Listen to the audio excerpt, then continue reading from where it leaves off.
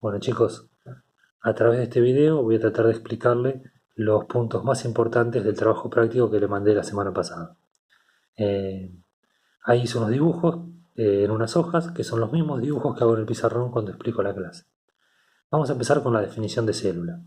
Célula es la mínima unidad estructural y funcional de todo ser vivo. ¿Qué quiere decir eso? Que cada célula es una unidad que tiene estructura y función propia, y que se puede aislar y se puede mantener con vida independientemente de las otras. Yo acá dibujé 4 células que podrían ser las células de cualquier órgano, ¿sí? Y, por ejemplo, vamos a suponer que son las células del páncreas. Cada una tiene una función propia. Por ejemplo, producir insulina. Entonces, esta célula fabrica insulina, esta también, esta también, esta también. Y al cabo del día, entre la fabricación de insulina de todas las células, tenemos la cantidad de insulina que necesita el cuerpo. Ahora, cada una de ellas vive independientemente de la otra. Esta puede vivir, esta se puede morir, esta puede hacer mitosis y dividirse en 2 células hijas, y así sucesivamente. Eso significa, o eso quiere decir la teoría celular de la vida, que somos un gran número de células que interactúan entre sí, pero que cada una de ellas tiene vida propia y tiene función propia. Una de las cosas que vamos a hablar más adelante es que para poder vivir, a cada célula le tiene que llegar oxígeno. El oxígeno va a través de la sangre y es la sangre arterial la que transporta ese oxígeno. Por eso acá dibujé una arteria, que es esta, que se va dividiendo en ramas y cada rama llega a la célula con el oxígeno para que pueda vivir. Ahora, si yo tapo esta arteria con un coágulo o con una placa de grasa, esta célula se va a morir, pero las otras 3 van a seguir viviendo. Si la tapo a este nivel, antes de la ramificación, las que se van a morir son estas 2 y las otras 2 van a seguir viviendo. Si tapo el tronco principal, obviamente se van a morir las 4 células. Pero de esta manera les puedo demostrar cómo, dentro de un órgano, de un tejido, algunas células se pueden mantener con vida y otras pueden morir. Bien, eso sería como para explicar la definición de célula. Después también les pedí que hagan un dibujo de una célula y que pongan sus partes y expliquen la función de cada una de ellas. Bueno, acá dibujé una célula cuadrada. Existen algunas cuadradas. Esto que está acá es la membrana plasmática. Ya ustedes hicieron el trabajo práctico, o sea que ya más o menos lo saben a esto, o al menos lo estuvieron investigando. La membrana plasmática es la que le da el límite a la célula, tiene muchísimas características, pero a mí me interesa que sepan 2. Una, que está formada por una doble capa de lípidos, o de grasas, y otra que es semipermeable. ¿Qué significa ser semipermeable? Que algunas cosas pasan la membrana y otras no.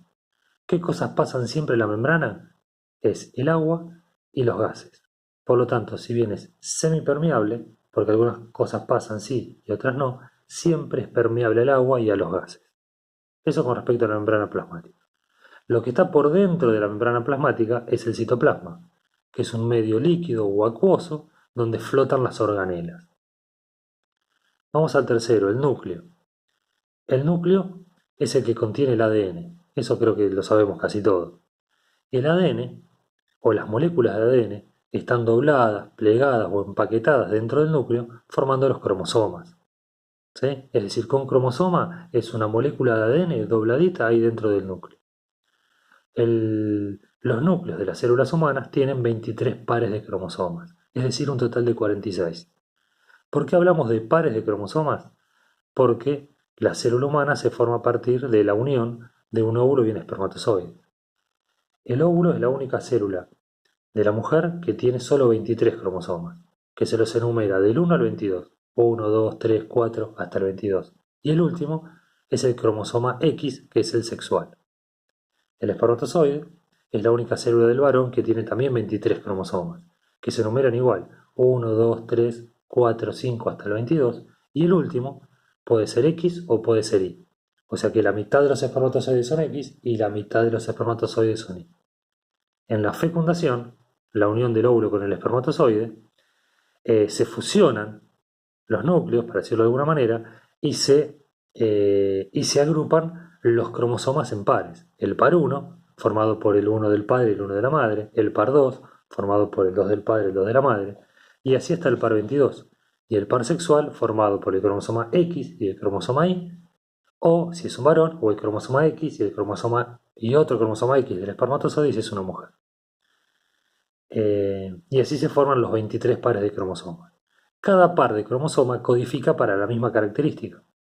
Por ejemplo, si el par 1 codifica para el color de ojos y el de la madre codifica para ojos azules y el del padre para ojos negros, uno del par se vuelve dominante y es el que se expresa, o sea que el hijo va a tener el color de ojos del par dominante y el otro del par se vuelve recesivo y es el que no se expresa. Por eso el hijo puede expresar el color de ojos de la madre, las características físicas del padre, la estatura, por ejemplo, la forma de la boca de la madre, el color de pelo del padre, y así sucesivamente. Ahora, estos cromosomas guardan en su interior la información genética. ¿Qué es la información genética? La información genética es la que codifica para todas las características del cuerpo humano, como dice acá abajo. Tanto las características que nos hacen iguales como especie, es decir, codifica para tener 5 dedos en cada mano, 2 manos, 2 orejas, una nariz, una boca, un hígado, un páncreas, un corazón, que cada corazón tenga 4 válvulas, todo eso lo codifica la información genética. También codifica las cosas que nos diferencian dentro de la especie, el color de pelo, el color de ojos, ¿sí? Distintas características, pero todo lo que es el cuerpo humano, todo está escrito en el ADN, en los cromosomas. Ahora, esa información que está guardada en el ADN y en los cromosomas se usa a través de la síntesis de proteínas. Es decir, que el ADN se usa como molde para fabricar proteínas. Y las proteínas son las que le van a dar la forma y la característica a cada célula y por tanto la forma y la característica a todo el cuerpo humano. Repasando, en el núcleo están el ADN bajo la forma de cromosomas. ¿Cuántos cromosomas? 46.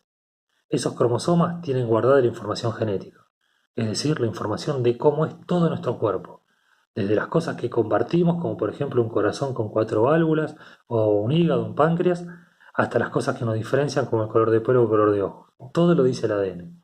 Ahora, esa información, ¿cómo se usa? Se usa como molde para fabricar proteínas. Y la que va a dar o la que va a determinar todas las características del cuerpo humano son las proteínas. Bien, hasta ahí vamos con el núcleo. Después pasamos a la cuarta organela, el retículo endoplasmático rugoso, que es este que está acá. Este que está acá es el encargado de fabricar las proteínas usando como molde la información genética guardada acá en el núcleo. Esa es la función, produce las proteínas. Después tenemos el retículo endoplasmático liso, que es este, que lo que produce son lípidos y hormonas. Después tenemos el aparato de Golgi, que es este que está acá con estas vesículas que están acá. Este lo que hace es modificar las proteínas que se fabricaron en el retículo endoplasmático rugoso y almacenarlas en las vesículas. Listas, dejándolas ahí listas adentro de las vesículas para ser liberadas cuando el cuerpo las necesite. Bien, ahora, para que esta célula funcione necesita energía. Y acá viene la parte más importante que quiero que aprendan. Esa función, la de fabricar energía, la realiza la mitocondria, esta organela que está acá. Esta mitocondria fabrica energía bajo la forma de moléculas de ATP. O sea que esto que está acá, que es el ATP, son moléculas de energía.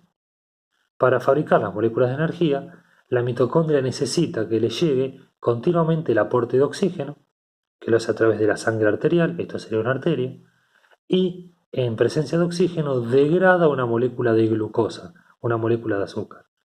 En ese proceso de degradación del azúcar con oxígeno fabrica el ATP. Pero como toda fábrica, genera un material de desecho, algo que es tóxico y que hay que sacar del cuerpo, que es el dióxido de carbono, que está acá, el CO2. Eso tiene que ser liberado de la célula y después liberado del organismo. Por eso nosotros inhalamos oxígeno y a través de ese oxígeno llega por sangre a la célula para que la mitocondria fabrique energía y cuando exhalamos el dióxido de carbono, que es el que fabrica la célula como desecho en el proceso de producción de energía. Bueno, y hasta acá voy a cortar este primer video en donde definimos célula y explicamos el funcionamiento general de una célula. Para terminar voy a dar un ejemplo, y si esta fuera la célula del páncreas que fabrica insulina, como dijimos al principio, la información de cómo es la molécula de insulina está dentro del núcleo. Está la información genética, pero la que fabrica la insulina, que es una proteína, está en el retículo plasmático rugoso. Eh, la insulina fabricada en el retículo plasmático rugoso viaja al Golgi, donde se modifica, se almacena en las vesículas y es liberada cuando sea necesario. ¿Quién aporta la energía para que todo esto ocurra? La mitocondria.